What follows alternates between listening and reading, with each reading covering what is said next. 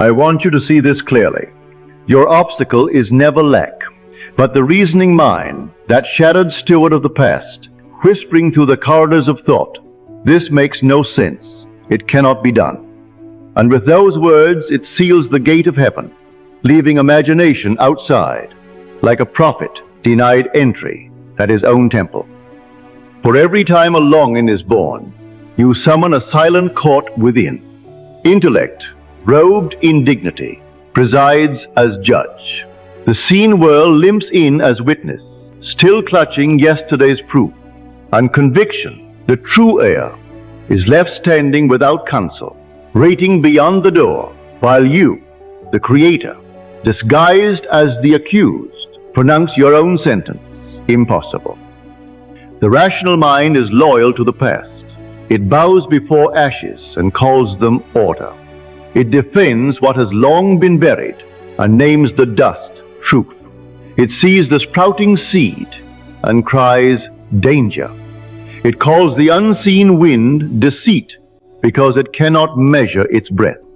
So when you dare to imagine a new condition, intellect rushes forward like a priest of the old law, lifting its scroll and saying, "There is no record, no precedent, no proof." This is the gospel of reasoning, to adore the visible idol and tremble before the invisible source. But the visible is already spent, the harvest of forgotten sowing.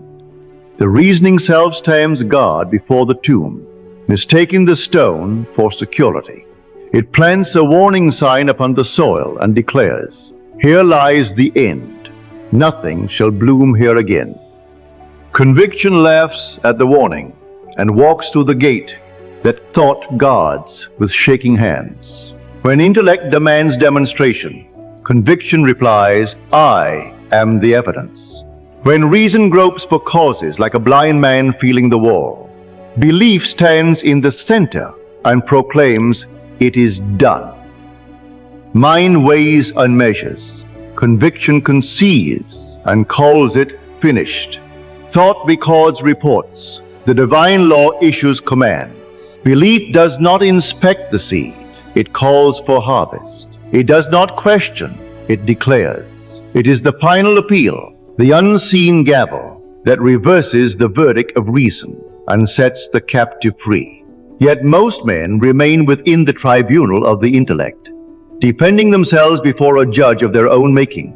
They plead softly, perhaps one day, and bargain with time, saying, "If I labor long enough." But those gentle words are signatures written in dust, delays disguised as hope, postponements dressed as virtue. Desire needs no advocate. It pleads no cause. It is the royal word, not the debate. The instant you ask why, you summon the jailer, and creation halts in its chains. For why belongs to the analytical mind, and the analytical mind serves yesterday's covenant, the covenant of what was, never of what shall be. Listen carefully. If your desire must stand trial before intellect, the verdict is already etched in iron. For desire was never born to be judged. It was born to reign. It is the sovereign voice within you, uttering decrees while thought still debates procedure. The moment you feel the new state as reality, creation bows. The cosmos, like a faithful court, moves to enact the royal command.